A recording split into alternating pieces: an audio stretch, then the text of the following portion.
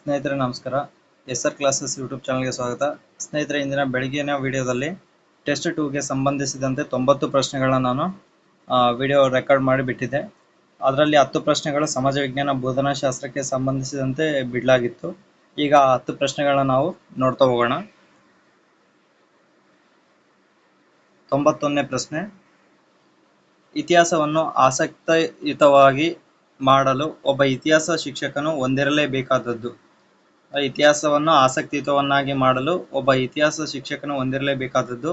Option 1 ಕಲ್ಪನೆಯ ಶಕ್ತಿ, option 2 ವೈಜ್ಞಾನಿಕ ಮನೋಭಾವ, ಆಪ್ಷನ್ 3 ಪ್ರಾಯೋಗಿಕ ಮನೋಧೋರಣೆ, ಆಪ್ಷನ್ 4 ಆಧುನಿಕ ನೋಟ. ನೆಕ್ಸ್ಟ್ 92ನೇ ಪ್ರಶ್ನೆ, ವಿವರಿಸುವರು ಎಂಬ ನಿರ್ದಿಷ್ಟೀಕರಣವು ಕಂಡುಬರುವ ಬೋಧನಾ ಉದ್ದೇಶ ಯಾವುದು? ವಿವರಿಸುವರು ಎಂಬ ನಿರ್ದಿಷ್ಟೀಕರಣ ಕಂಡುಬರುವ ಒಂದು ಬೋಧನಾ ಉದ್ದೇಶ ಯಾವುದು? ಆಪ್ಷನ್ 1 ಅರ್ಥೈಸುವಿಕೆ, ಆಪ್ಷನ್ 2 ಕೌಶಲ, ಆಪ್ಷನ್ 3 ಜ್ಞಾನ, ಆಪ್ಷನ್ 4 ವಿಮರ್ಶಾತ್ಮಕ ಚಿಂತನೆ. ನೆಕ್ಸ್ಟ್ 93ನೇ ಪ್ರಶ್ನೆ, ಶಿಕ್ಷಕರ ವೃತ್ತಿಪರ ಕೌಶಲ ಮತ್ತು ದಕ್ಷತೆಯನ್ನು ವೃದ್ಧಿಸಲು ಸಹಾಯ ಮಾಡುವುದು ಏನು? ಆಪ್ಷನ್ 1 ಬೋಧನಾ ವಿನ್ಯಾಸ, ಆಪ್ಷನ್ 2 ಬೋಧನಾ ವಿಧಾನ, ಆಪ್ಷನ್ 3 ಬೋಧನಾ ಪ್ರಕ್ರಿಯೆ, ಆಪ್ಷನ್ 4 ಬೋಧನಾ ಉಪಕರಣ.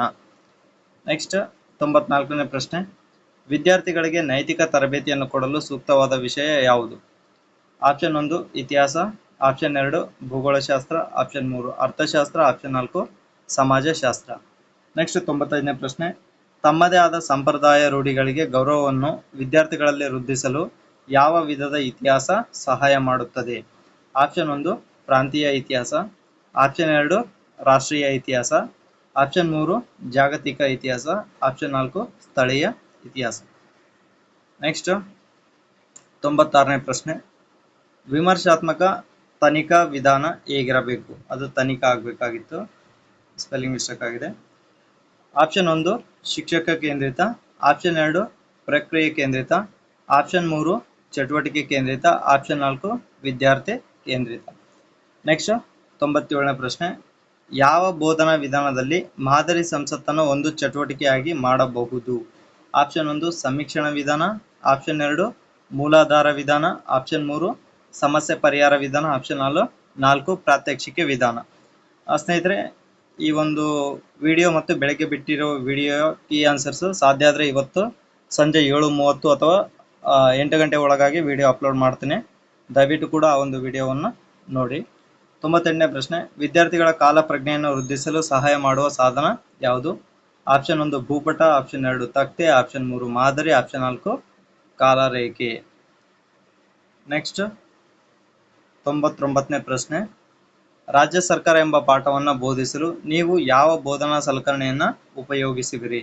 ರಾಜ್ಯ ಸರ್ಕಾರ ಪಾಠವನ್ನು ಮಾಡಬೇಕಾದ್ರೆ ನಾವು ಬಳಸುವಂಥ ಟೀಚಿಂಗ್ ಮೆಟೀರಿಯಲ್ ಯಾವುದು ಅಂತೇಳಿ ಕೇಳ್ತಾ ಇದ್ರೆ, ಆಪ್ಷನ್ 1 ಕಾಲಾನುಕ್ರಮ ಪಟ, ಆಪ್ಷನ್ 2 ವಂಶಾವಳಿ ಪಟ, ಆಪ್ಷನ್ 3 ಅರಿವು ಪಟ, ಆಪ್ಷನ್ 4 ಭೂಪಟ. ನೆಕ್ಸ್ಟ್ ಈ ಒಂದು ಸಮಾಜ ವಿಜ್ಞಾನ ಪರೀಕ್ಷೆಯ ಕೊನೆಯ ಪ್ರಶ್ನೆ, ಇದಕ್ಕೆ ಸಮಾಜ ವಿಜ್ಞಾನಕ್ಕೆ ಸಂಬಂಧಿಸಿದಂತೆ ಇನ್ನೊಂದು ಇಂಗ್ಲಿಷ್ ಮತ್ತು ಸೈಕಾಲಜಿ ಟೆಸ್ಟನ್ನು ನಾಳೆ ಅಥವಾ ಇನ್ನೊಂದು 2 ಡೇಸ್ ಬಿಟ್ಟು ತಗೊಳ್ತಾ ಹೋಗ್ತೀನಿ.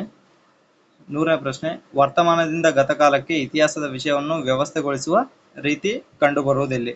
ಆಪ್ಷನ್ 1 ಜೀವನ ವೃತ್ತಾಂತ ಯೋಜನೆಯಲ್ಲಿ, ಆಪ್ಷನ್ 2 ಕಾಲಾನುಕ್ರಮ ಯೋಜನೆಯಲ್ಲಿ, ಆಪ್ಷನ್ 3 ಪ್ರತಿಗಾಮಿ ಯೋಜನೆಯಲ್ಲಿ, ಆಪ್ಷನ್ 4 ಏಕಕೇಂದ್ರ ಯೋಜನೆಯಲ್ಲಿ. ಇಷ್ಟು 100 ಪ್ರಶ್ನೆಗಳಾದವು. ಬೆಳಗಿನ ವಿಡಿಯೋದಲ್ಲಿ 90 ಪ್ರಶ್ನೆಗಳು ಮತ್ತು ಈ ಒಂದು ವಿಡಿಯೋದಲ್ಲಿ 10 ಪ್ರಶ್ನೆಗಳು, 100 ಪ್ರಶ್ನೆಗಳು. ಎಲ್ಲರೂ ಕೂಡ ಸುಮ್ಮನೆ ಅದು ಯಾವುದೋ ಒಂದು ಕಾಟಾಚಾರಕ್ಕಾಗಿ ಸುಮ್ಮನೆ ಟೆಸ್ಟ್ ನೋಡ್ತಾ ಹೋಗ್ಬೇಡಿ. ಸಾಧ್ಯ ಆದರೆ ಕೀ ಆನ್ಸರ್ಸ್ನ ಬರ್ಕೊಳ್ತಾ ಹೋಗಿ. ನಾವು ಕೀ ಆನ್ಸರ್ಸ್ ಡಿಸ್ಕಷನ್ ಮಾಡಬೇಕಾದ್ರೆ ನಿಮಗೆ ಯಾವುದು ಸರಿ ಯಾವ್ದು ತಪ್ಪು ಅಂತೇಳಿ, ಎಷ್ಟು ಮಾರ್ಕ್ಸ್ ಅಂತೇಳಿ ನಿಮ್ಗೆ ಗೊತ್ತಾಗ್ತಾ ಹೋಗುತ್ತೆ. ನಿಮ್ಮನ್ನು ನೀವು ಜಡ್ಜ್ ಮಾಡ್ಕೊಂಡಿಲ್ಲ ಅಂತಂದರೆ ಸ್ಟ್ರೆಂತ್ ಏನಿದೆ, ವೀಕ್ನೆಸ್ ಏನಿದೆ ಅಂತೇಳಿ ನಿಮಗೆ ಗೊತ್ತಾಗಲ್ಲ ನಿಮ್ಮ ಬಗ್ಗೆ ನಿಮಗೆ. ಸೊ ಹಾಗಾಗಿ ಟೆಸ್ಟ್ಗಳನ್ನ ಬರೀಬೇಕಾದ್ರೆ ಜಸ್ಟ್ ನೀವು ನೋಟ್ ಮಾಡ್ಕೊಳ್ತಾ ಹೋದರೆ, ನಾವು ಕೀ ಆನ್ಸರ್ಸ್ ಡಿಸ್ಕಷನ್ ಮಾಡೋ ಟೈಮಲ್ಲಿ ನೀವು ಟಿಕ್ ಮಾಡ್ಕೊಳ್ತಾ ಹೋದರೆ ನಿಮ್ಮ ಸಾಮರ್ಥ್ಯ ಏನಂತೇಳಿ ನಿಮ್ಗೆ ಗೊತ್ತಾಗ್ತಾ ಹೋಗುತ್ತೆ. ಯಾಕಂದರೆ ನಿಮ್ಮ ಹತ್ರ ಕ್ವಶನ್ ಪೇಪರ್ ಇರಲ್ಲ. ಇಲ್ಲಿ ಜಸ್ಟ್ ನಾವೇನು ಮೂವ್ ಮಾಡ್ತಾ ಇರ್ತೀವಲ್ಲ ಅಷ್ಟು ಮಾತ್ರ ನೀವು ಆ ಟೈಮಿಗೆ ನೋಡಿರ್ತೀರ, ಕ್ವಶನ್ ಮರ್ತಿರ್ತೀರ. ಸೊ ಹಾಗಾಗಿ ಕೀ ಆನ್ಸರ್ಸ್ನ ಬರ್ಕೊಳ್ಳಿ. ನಾವು ಕೀ ಆನ್ಸರ್ಸ್ ಡಿಸ್ಕಷನ್ ಮಾಡೋ ಟೈಮಲ್ಲಿ ನಿಮಗೆ ಎಷ್ಟು ಅಂಕಗಳು ಬಂದಿದೆ ಅಂತೇಳಿ ನಿಮಗೆ ಗೊತ್ತಾಗ್ತಾ ಹೋಗುತ್ತೆ. ಎಲ್ರಿಗೂ ಕೂಡ ಧನ್ಯವಾದಗಳನ್ನ ಅರ್ಪಿಸುತ್ತಿದ್ದೇನೆ. ಜೈ ಹಿಂದ್.